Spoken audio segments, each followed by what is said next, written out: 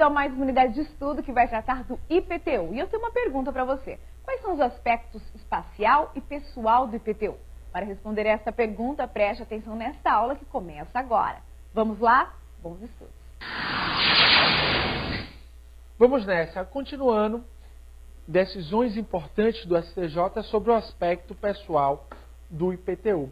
Vejamos aí aquela decisão que estávamos trabalhando.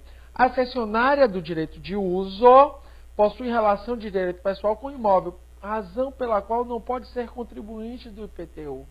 Verifique, ânimo, tem que existir ânimo de dono. Então, a União, a cedente proprietária do bem imóvel, caberia a ela o pagamento do IPTU. No entanto, goza de imunidade tributária irrecíproca. Veja a última decisão do Superior Tribunal de Justiça no que tange ao aspecto pessoal importante para fins de concurso público.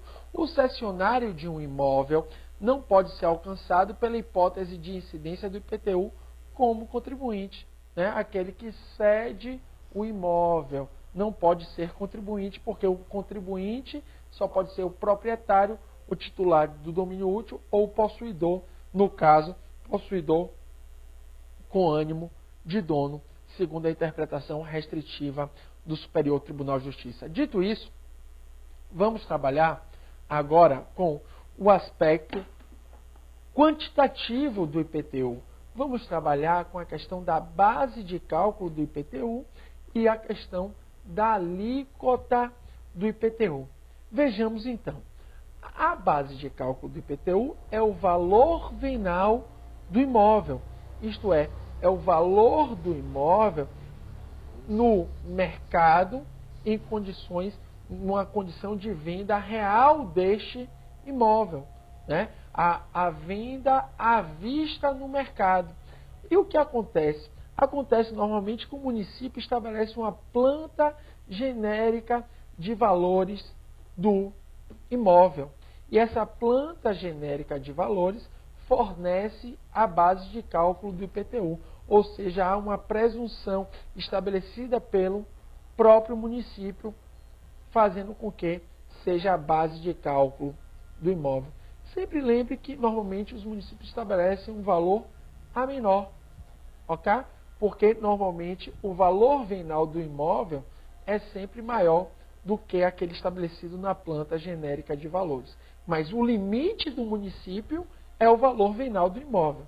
Ele pode estabelecer a menor, mas o limite é o valor venal do imóvel. Por exemplo, em Brasília tem, hoje, apartamentos que valem 3 milhões de reais e na planta genérica de valores está como 800 mil. Então veja que é possível estabelecer a menor, mas não pode essa planta genérica de valores estabelecer a maior, o valor maior do que o valor venal do imóvel, que é o limite para a base de cálculo. Veja aqui um ponto importante. Então você vê que a base de cálculo é o valor venal. Isso está no Código Tributário Nacional. É normalmente estabelecido pela planta genérica de valores, estabelecida em regra aí pela lei de cada ente municipal. Veja que essa planta genérica de valores, a alteração dessa planta genérica de valores não necessita observar a anterioridade nonagesimal, porque uma exceção estabelecida no texto constitucional.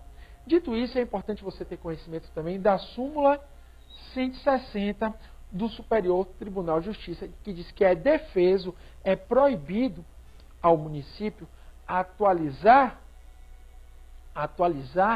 por meio de decreto a base de cálculo do IPTU com um índice maior do que o índice oficial de correção monetária. Ou seja, é proibido por meio de decreto. Por quê? Porque se o município atualiza com índice maior do que o oficial para a correção monetária, ele está aumentando o valor do tributo. E o aumento do valor do tributo só por lei.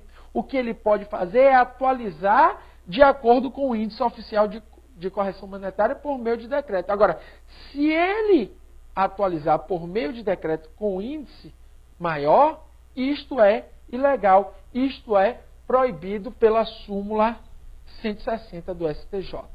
Dito isso, é importante você saber a questão das alíquotas do IPTU. As alíquotas são estabelecidas pelo legislador municipal, pela Câmara de Vereadores. Sabendo vocês, né, que existem 3 tipos de progressividade, né, que é a do adequado aproveitamento do solo urbano em razão da função social da propriedade.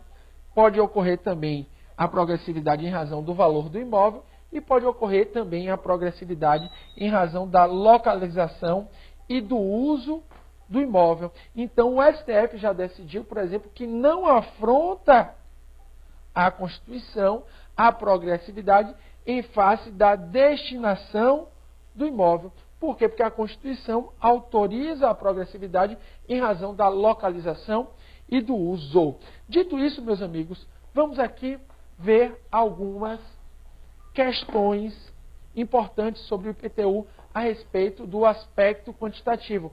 Veja a seguinte decisão do STF, do Supremo Tribunal Federal, a respeito da base de cálculo do IPTU. O que é que diz, né, a respeito da base de cálculo, a respeito do quanto debeato?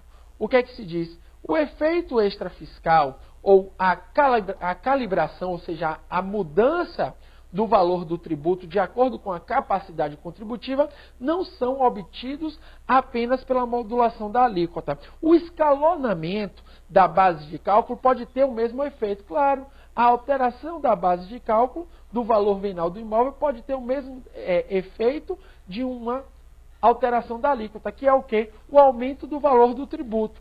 Então, diz o ministro Joaquim Barbosa, que foi relator dessa decisão, ao associar o tipo de construção precário, popular, médio, fino e luxo ao escalonamento crescente da avaliação do valor venal do imóvel, a Lei 3.326, de 96, do município de Campo Grande, passou a graduar o valor do tributo de acordo com o índice hábil à mensuração da frivolidade ou da essencialidade do bem, além de lhe conferir mais matizes para a definição da capacidade contributiva, impossibilidade nos termos do texto constitucional anterior à inovação trazida pela emenda 29 de 2000. Por que isso, pessoal? Porque foi a emenda 29 de 2000, que trouxe que se pode alterar a alíquota ou se pode alterar o valor do tributo em razão da localização e do uso do imóvel. Então veja que a progressividade em razão do valor do imóvel ou em razão da localização e do uso é possível a partir da emenda constitucional número 29 de 2000. Dito isso, vamos continuar aqui no quadro. Veja a seguinte questão de 2012, Supremo Tribunal Federal. Diz o seguinte: é inconstitucional a lei do município que reduz o imposto predial urbano sobre um imóvel ocupado pela residência do proprietário que não possua outro. Essa assertiva é falsa, porque o Supremo Tribunal Federal entende o caso como constitucional. É possível, sim, reduzir o valor do IPTU para aquele que só tem um imóvel. Isso é importante você saber. É súmula do STF, é constitucional. Então, essa assertiva é falsa.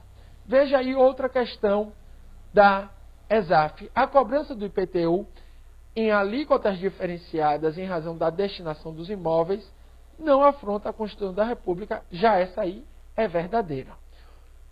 Outra questão aí do ISS Rio de Janeiro. O efeito extrafiscal ou a calibração do valor do tributo, de acordo com a capacidade contributiva, não são obtidos apenas pela modulação da alíquota. O escalonamento da base de cálculo pode ter o mesmo efeito. Ao associar o tipo de construção precário, popular, médio, fino e luxo ao escalonamento crescente da avaliação venal do imóvel, pode-se graduar o valor do tributo de acordo com o índice hábil à mensuração da frivolidade ou da essencialidade do bem, além de lhe conferir mais matizes para a definição da capacidade contributiva. Um enunciado correto. Você viu aí que foi cópia literal da decisão do ministro Joaquim Barbosa. Está corretíssimo. Também a alteração da base de cálculo em razão do uso do imóvel pode gerar também uma observância da capacidade contributiva, pode gerar também um aumento do tributo, e isto é constitucional a partir da emenda constitucional 29 de 2000. Veja aí outra questão agora do concurso de procurador da República, do Ministério Público Federal, que perguntou na sua prova discursiva: imposto sobre propriedade predial e territorial urbana, IPTU, progressividade, natureza fiscal e natureza extrafiscal, distinção, hipótese de cabimento da progressividade. Perceba que, antes da emenda constitucional 29 de 2000, em razão de uma interpretação tradicional do Supremo Tribunal Federal, que entende que a progressividade nos impostos reais só pode ser feita se o texto constitucional é expresso, é literal e traz essa progressividade, não se poderia ter progressividade do IPTU antes da emenda 29 em razão do valor venal do imóvel ou em razão da localização e uso do imóvel. Por quê? Porque se entendia que apenas poderia ser feita a progressividade extrafiscal, que era a progressividade prevista em razão da função social da propriedade urbana, em razão da subutilização ou da má utilização ou da não utilização do solo urbano, de acordo com o artigo 182. Parágrafo 4º, inciso 1, 2 e 3. Então, verifique que aqui é importante você falar, nessa questão, que, em regra, o IPTU tem natureza fiscal. Isto é, em regra, o IPTU tem natureza predominantemente arrecadatória. Antes da emenda 29 de 2000, só era possível a sua natureza extrafiscal em razão do não aproveitamento adequado do solo urbano.